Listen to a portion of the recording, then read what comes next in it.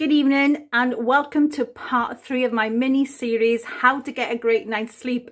My name is Jacqueline Haley, a clinical hypnotherapist, NLP coach and stress management instructor based in Swansea in the UK.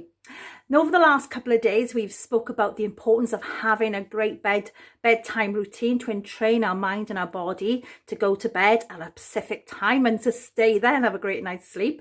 We also spoke about the importance of a very clear and a clean bedroom space with no distractions.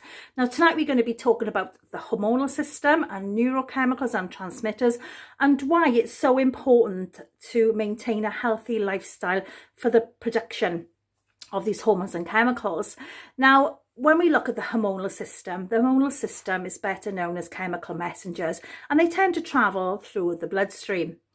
And they link in with major glands throughout the body. And I'm just going to run through quickly, giving you a very brief role and function of what each one does.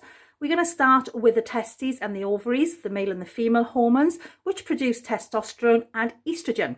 And they are our sex hormones as well. Moving up to the pancreas, where we secrete insulin and glycogen. It's very important gland to the body. And when we have an imbalance in that area, if we're producing too much or not enough, a common illness and a disease in this area is diabetes, which I'm sure you've all heard of that. Moving up into the adrenal glands, which sit right on the top of the kidneys, it produces adrenaline and cortisol, two very important messengers of the body, because adrenaline and cortisol are what we know as our stress hormones. And tonight we're going to focus a lot on cortisol. So moving up to this area of the body, we have the thymus, the thyroid and the parathyroid. Thymus produces white blood cells. The thyroid produces T3 and T4 cells, and we've got the parathyroid there, which produces electrical messengers, which stimulates the nervous system and also the muscular system too. So moving up into the brain, we have the hypothalamus, the pituitary gland and the pineal gland, which secrete a whole lot of hormones throughout our body for us. In particular, from the hypothalamus, we've got the luteinizing hormone, we've got the growth hormone, we've also got the antidiuretic hormone, amongst a lot of others also. The pineal gland, though very important, especially coming into the sleep, is because it produces something called melatonin. Now, I'm sure you've all heard of that melatonin, and a lot of people link it into having a great suntan. So when we talk about melatonin, we think of the sun, don't we? Now, melatonin is produced by the pineal gland, and it also needs serotonin. Serotonin is our happy hormone. It's made in the brain and especially down in the gut also. Now, serotonin, as we said, we can link that to low moods if we're not producing enough of it. But we can help ourselves naturally in producing more serotonin simply by getting some quiet time, i.e. the meditation we spoke about on Monday, having a relaxing bath, taking some quiet time in nature, particularly being outside and taking exercise can help. And of course, a varied, healthy, nutritious diet as well. That is fantastic for boosting and promoting serotonin. Now, to create serotonin, we have something called 5-HTCP, which is hydroxytryptophan, and that linked with vitamin B6 will create the serotonin. And that's created by tryptophan itself. And tryptophan is an amino acid. And it's an essential amino acid, meaning we do not produce it naturally in the body. We need to get it through the food we eat, through our nutrition. And if we are not getting a balanced, healthy diet filled with foods full of tryptophan, it's unlikely it's going to make it to the brain and convert it down the line into making our melatonin. So can you see now why everything is so linked? But with the nutrition, I'm not going to go on too much about that tonight now. Nutrition and supplementation is something I'm going to be discussing in tomorrow's video.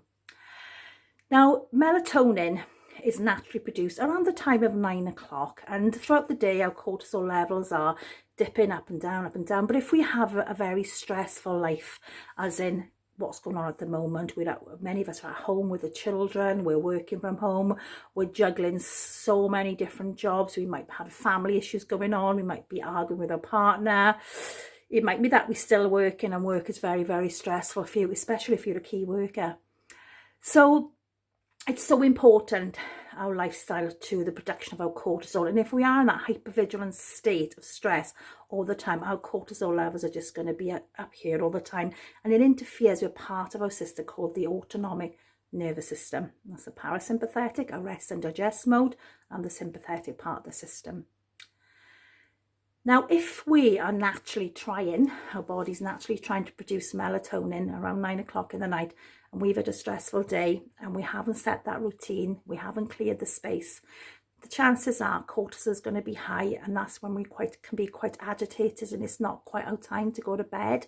And we focus on watching movies, we focus on our telephone, we'll pick the phone up to friends, we might be studying a course, you know, all that is stimulating the mind. Is certainly the last thing you need to do when you're trying and working on and training yourself to get in a great night's sleep.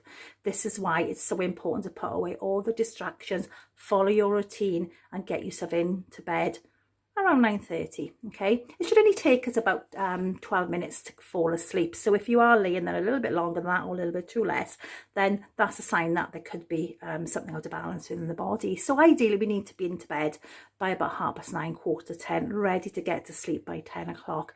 And I'll mention tomorrow the importance of getting to bed by 10 o'clock.